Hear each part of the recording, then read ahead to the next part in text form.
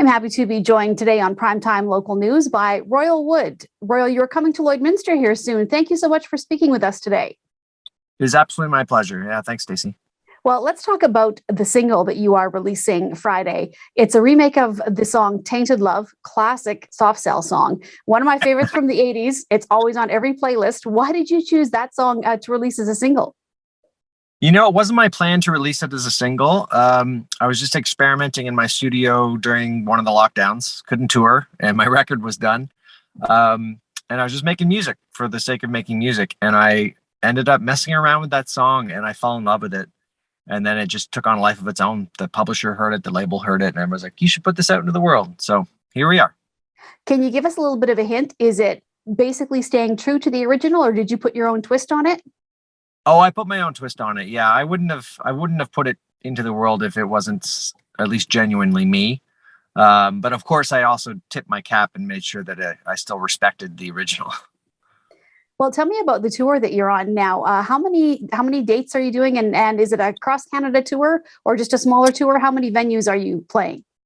Yeah, this is very much a rural Saskatchewan tour with a couple Alberta dates near the end. It's 17 or 18 dates across Saskatchewan and into Alberta, and it was something that actually was scheduled before the pandemic happened in 2020, and it just took us this long to finally get it to happen, get the doors open, which was perfect timing because now I have a new record coming this fall and all the proper touring with the band and crew will happen, including, headlining Massey Hall and National Arts Center and stuff. And this just gives us a chance to get our sea legs back. That's for sure. Well, let's talk about playing now. How is it different than before the pandemic? Is it a lot, more regulations and such, or are you kind of basically almost back to normal? No, definitely not back to normal. Certainly all the venues have still pretty strict protocols, masking with crew, and some of the venues still have like vaccine proof of passport or at least like negative COVID test. Depends on the city and their rules. We're definitely traveling in a bit of a bubble and staying that way. And I definitely don't go to the merch table after the show like I usually would, because normally I would mingle, with hundreds of people and take photos and sign things and all that kind of stuff. But my wife and I just had our second child. So we've had 2 kids in the last 2 years. George is only 2 months old, and obviously he's not vaccinated, and he hasn't had COVID or anything yet. So we're trying to keep everyone safe and just doing our best.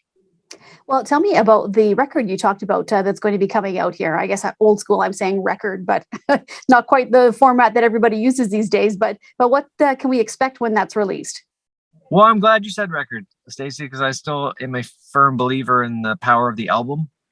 And I definitely set out to make a record, and I didn't set out to make a single. So this is very much a record from start to finish. And it's, 12 songs, and that's the way I wanted it. I wrote majority of it myself, but I wrote and recorded it all over the world, in the UK and Los Angeles, a bunch of stuff in Toronto, some stuff in Montreal. But also had the privilege to write with an artist producer in Los Angeles named Linda Perry, who's done a lot of huge hits for people, as well as a guy named Jamie Scott out of the UK, who's also done ridiculous hits. And if you look up their credits online, it'll kind of blow your mind.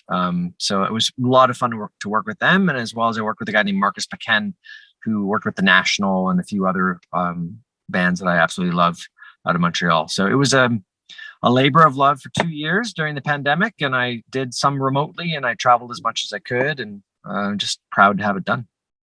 Well, you're going to be here in Lloydminster on May 16th. So will we get a taste of some of the things that are songs that will be coming out on that record, or are you keeping that hush-hush, most of them, until it's actually fully released?